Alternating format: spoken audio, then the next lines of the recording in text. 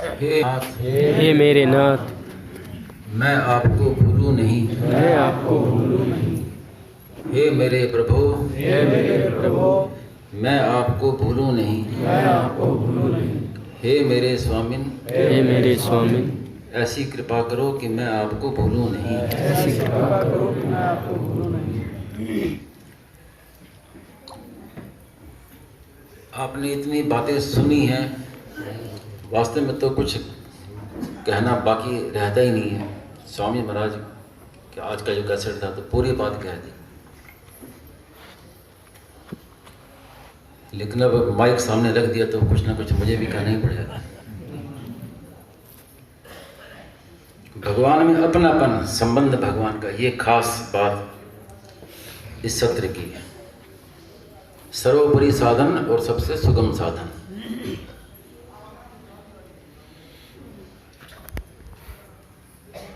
जैसे एक व्यक्ति है, वो अपने मार्ग में जा रहा है पहाड़ में,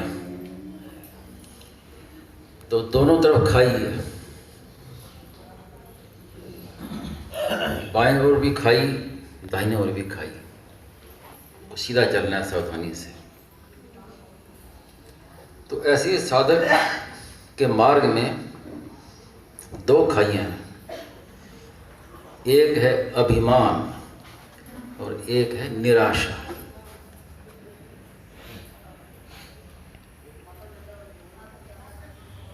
इन दोनों से बचना है। इन दोनों से कैसे बचें? कि अपने में गुणों को नहीं देखना है और अपने में अवगुणों को भी नहीं देखना है। हम जैसे भी हैं भगवान के, अगर अपने गुणों को देखेंगे तो अभिमान आ जाएगा और अवगुणों को देखेंगे तो निराशा हो जाएगी। तो अभिमान और निराशा, इन दोनों से बचने के लिए अपनी ओर नहीं देख के केवल भगवान की ओर देखना है, भगवान की कृपा की ओर, कि मैं जैसा भी हूं आपका हूं। और इस अपनापन में कितनी शक्ति है कि उसका हम अनुमान नहीं लगा सकते।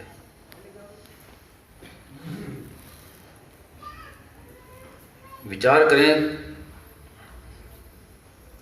भगवान किसे कहते हैं?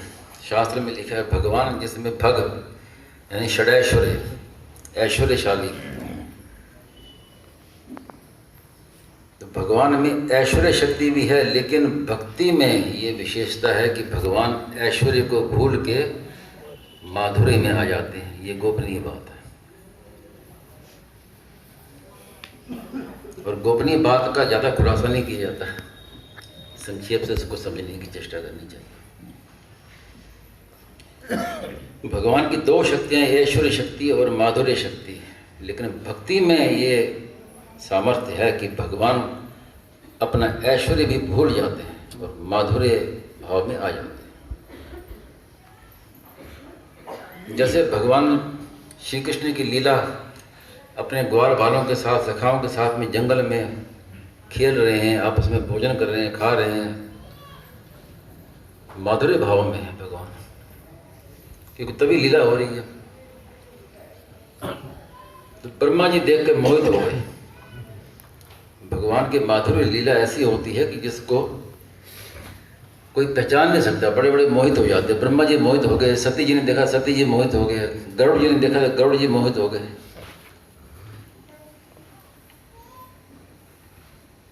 तो ब्रह्मा जी को शंका पैदा हुई कि भाई कैसे भगवान हो सकते हैं, माधुर्य लीला कर रहे हैं, भगवान कैसे हो सकते हैं? तो उन्होंने परीक्षा के लिए ग्वार बालों को चुरा लिया। तो पूरी कथा आप जानते हैं।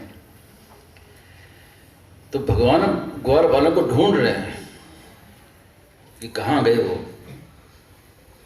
भगवान उस समय अंतर्यामी, सर्वांतर्यामी नहीं है, क्योंकि ऐश्वर्य शक्ति उस समय नहीं, उसमें माधुर्य शक्ति है। तो ढूंढ रहे हैं कहाँ गए। फिर मन में भगवान की शंका हुई कि कहीं भी दिखाई नहीं दे रहे, तो ये बात क्या है, गए कहाँ? तो शंका होते ही माधुर्य शक्ति दब जाती है और ऐश्वर्य शक्ति प्रकट हो जाती है। और ऐश्वर्य शक्ति प्रकट होते ही भगवान जान गए कि ये सब ब्रह्मा जी की करतूत है। तो ऐश्वर्य और माधुर्य को अगर लोक में समझे तो एक सम्राट राजा है, राजा वो सुबह आके अपने दरबार में आता है, अपने सिंहासन पर बैठता है, तो उस समय वो उसकी ऐश्वर्य शक्ति होती है, ऐश्वर्य में। उस समय उसके सामने कोई खटपट नहीं कर सकता, सब डरे हुए सावधान रहते हैं कि गलती ना हो जाए। लेकिन जब दरबार से, सिंहासन से उठ के घर जाता है, अपने पत्नी के पास, बच्चों के पास जाता है, तो फिर वो ऐश्वर्य नहीं, फिर उसका माधुर्य होता है उस समय। वहाँ उसकी ऐश्वर्य शक्ति नहीं चलती। अगर वहाँ वो ऐश्वर्य चलाए, ये तुम सामने कैसे बैठे हो, ये यहाँ बैठो, ये ऐसा मत करो, वहाँ अगर ऐश्वर्य चलाए तो गृहस्थी बिगड़ जाएगी। तो वहाँ तो माधुर्य है, और माधुर्य में क्या है कि वो बैठा है, बच्चे राजा की गोद में आते हैं, गोद में खेलते हैं, कोई बच्चा राजा की दाढ़ी खींचता है। और वही अगर ऐश्वर्य में हो, दरबार में सिंहासन पर बैठा हो, कोई राजा की दाढ़ी पकड़ ले तो क्या दशा होगी उसकी, अनुमान लगा लीजिए।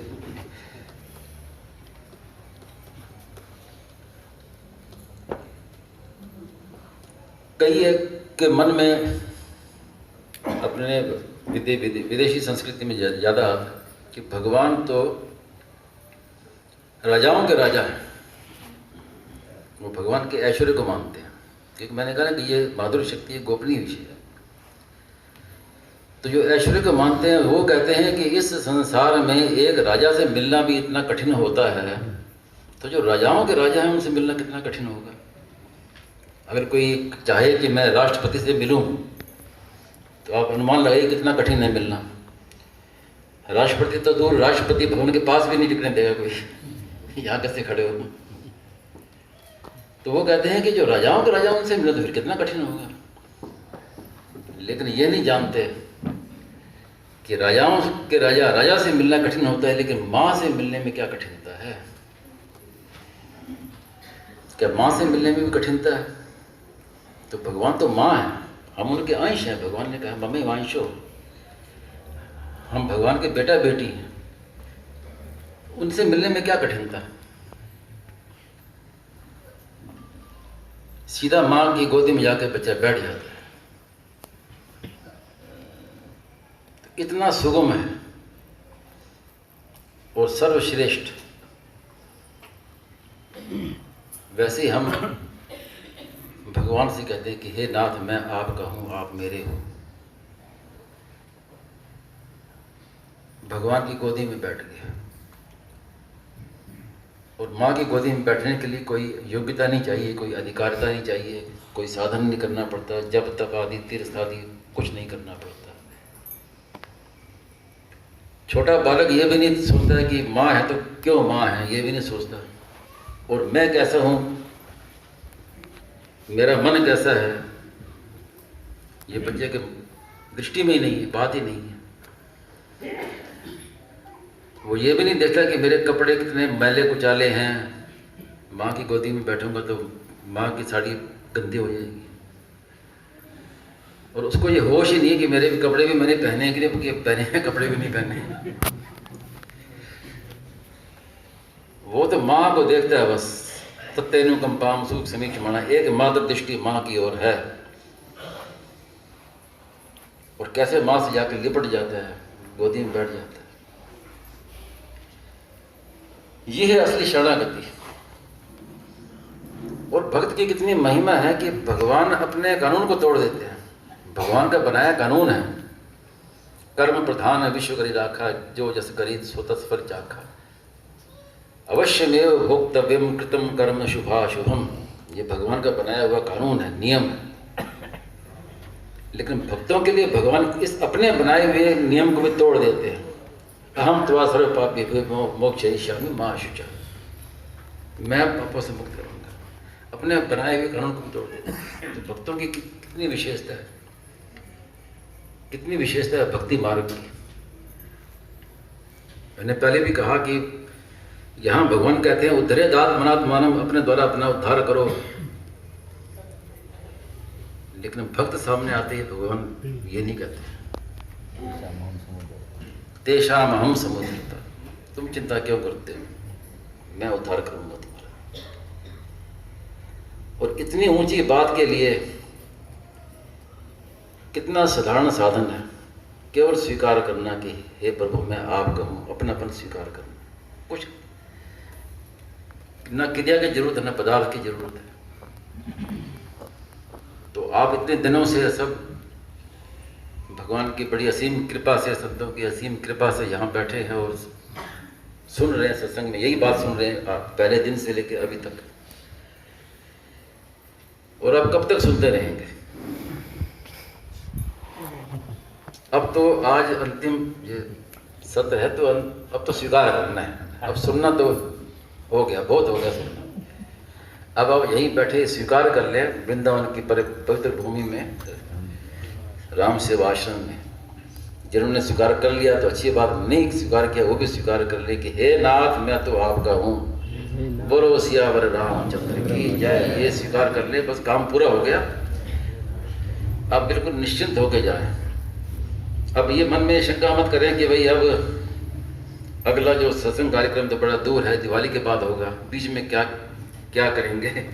तो यहाँ से पुस्तकें ले जाओ, साधक संजीवनी और स्वामी वाली पुस्तकें ले जाओ, तो आप घर में पढ़ोगे तो आपको सत्संग मिलता ही रहेगा। हाँ, रामायण पढ़ो जी तो ये सत्संग मिलता ही रहेगा। जी साल में 3 कार्यक्रम होने चाहिए, 4 महीने में घूम के लंबा लग जाता है। तो महाराज जी से कि हम तो भगवान के हैं, समझने वाली बात ही नहीं है। यहाँ समझोगे तो गड़बड़ हो जाएगी। ये तो मानने वाली बात है, स्वीकार करने की बात है। तो फिर जैसे स्वामी महाराज ने कहा कि आप दृढ़ता से मान लोगे तो ये मानना नहीं रहेगा, अनुभव में आ जाएगा। ये नहीं समझते कि हम मानते रहेंगे, जिनके भर मानते रहेंगे, ऐसा नहीं। मान्यता नहीं रहेगी, जानना हो जाएगा। मानना जानने में बदल जाएगा, अनुभव हो जाएगा। हाँ, वैसे हो जाओगे। मानना जो है जानने में बदल जाएगा।